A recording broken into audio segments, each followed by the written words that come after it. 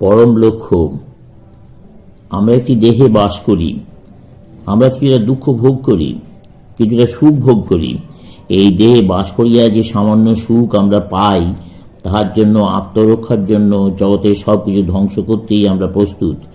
যদি আমার দুইটি শরীর থাকিত, তা হইলে আরো ভালো হইত নাকি? এমনি করিয়াই আমরা আনন্দের পথে অগ্রসর হই। সকলের মধ্যেই আমি, সকলের হাত দিয়ে আমি কাজ করি, সকলের পায়ে ভর দিয়ে আমি হাঁটি, সকলের মুখে আমি কথা বলি, সকলের দেহে আমি বাস করি। আমার দেহ অসীম, আমার মনও অসীম। নাজারেথের যিশুর মধ্যে, বুদ্ধের মধ্যে, মোহাম্মদের মধ্যে, অতীত ও বর্তমানে যাহা কিছু মহৎ এবং শুভ, সকলের মধ্যেই আমি বাস করিয়াছি। আমার পরে যাহা কিছু আসিবে, তাহার মধ্যেও আমি বাস করিব। এ কি মতবাদ মাত্র, না ইহাই সত্য? এই সত্য যদি উপলব্ধি করিতে পারো, সে যে অসীম আনন্দের কথা হইবে। আনন্দের সে কি উচ্ছ্বাস! কোন দেহে এত বড় যে পৃথিবীতে আমাদের শরীরের সকল প্রয়োজন মিটিয়া যায়?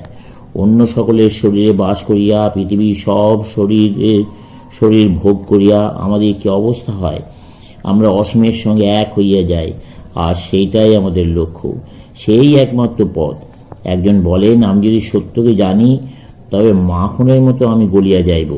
মানুষ যদি সত্যই তেমনি গলিয়া যাইত, কিন্তু মানুষ বড়ই কঠিন, অত তাড়াতাড়ি গলিয়া যাইবে না।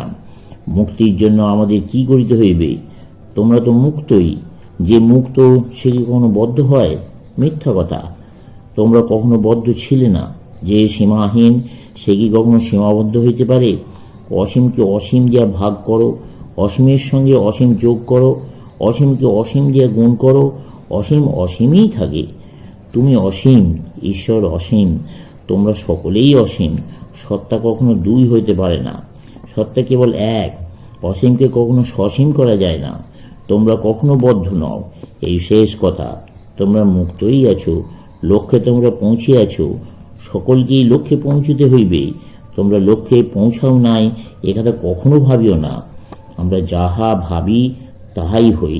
যদি মনে ভাবো যে তোমরা পাপী, তাহলে মোহগ্রস্তের মতো ভাবিবে। আমি একটি বিচরণশীল হতভাগ্য কীট, যাহারা নরকে বাস করে।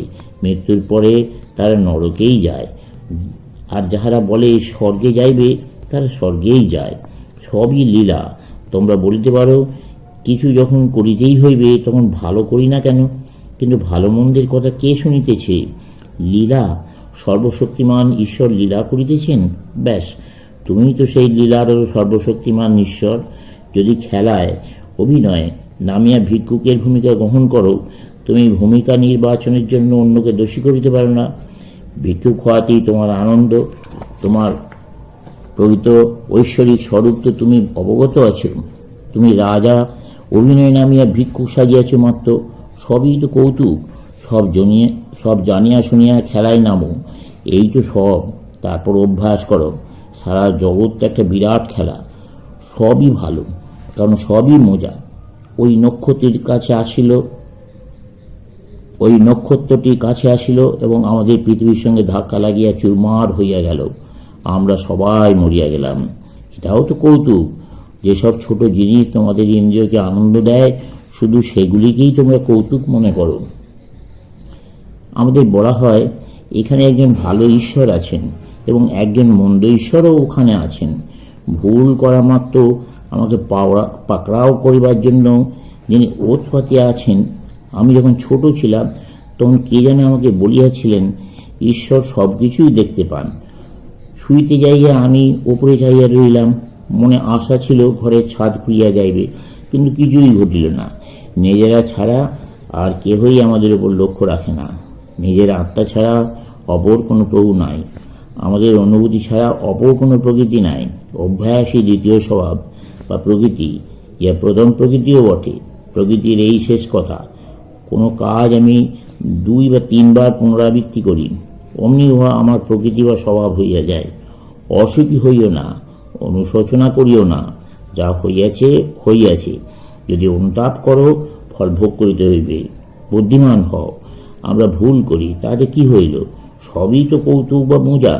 অতীতের পাপের জন্য লোকে এমন পাগল হইয়া ওঠে, এমনভাবে আর্তনাদ করে ও কাঁদে যে কি বলিব। অনুশোচনাও করিও না, কাজ করিবার পরে আর ওই কাজের কথা ভাবিও না। অগ্রসর হও, থামিও না, পেছনে তাকাইও না। পেছনে তাকাইয়া কি লাভ হইবে? ক্ষতিও নাই, লাভও নাই। তুমি তো আর মাখনের মতো গলিয়া যাইতেছ না। স্বর্গ, নরক আর অবতার সব অর্থহীন কথা।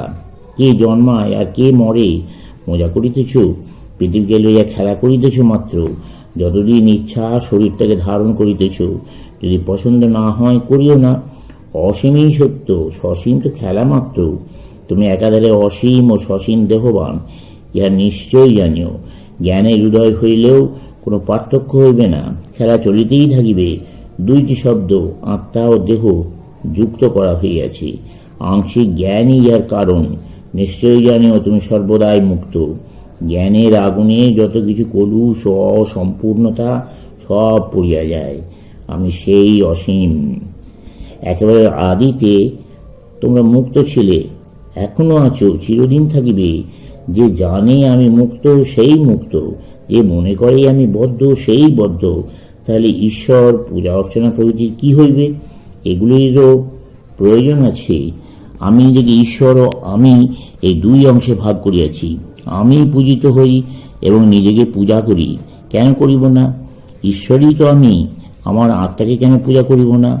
সর্বেশ্বর ভগবান যিনি, তিনি তো আমার আত্মাও। সবই খেলা, সবই কৌতুক, আর কোনো উদ্দেশ্য নাই।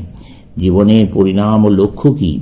কিছুই না, কারণ আমি জানি আমি সেই অসীম। তোমরা যদি ভিক্ষুক হও, তোমাদের লক্ষ্য থাকিতে পারে।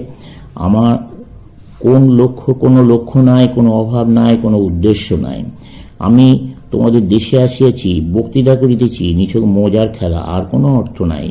কি অর্থই বা থাকিতে পারে? একমাত্র কৃতদাসেরাই অপরের জন্য কাজ করিয়া থাকে। তোমরা তো অপরের জন্য কাজ করো না। যখন প্রয়োজন হয় পূজা করো। খ্রিস্টান, মুসলমান, চীনা, জাপানি সকলের সঙ্গেই যোগ দিতে পারো। যত ঈশ্বর আছেন আর যত ঈশ্বর আসিবেন সকলকেই তোমরা পূজা করিতে পারো। আমি সূর্যে আছি, চন্দ্রে আছি, নক্ষত্রমণ্ডলীতে আছি। আমি পরমেশ্বরের সঙ্গে আছি।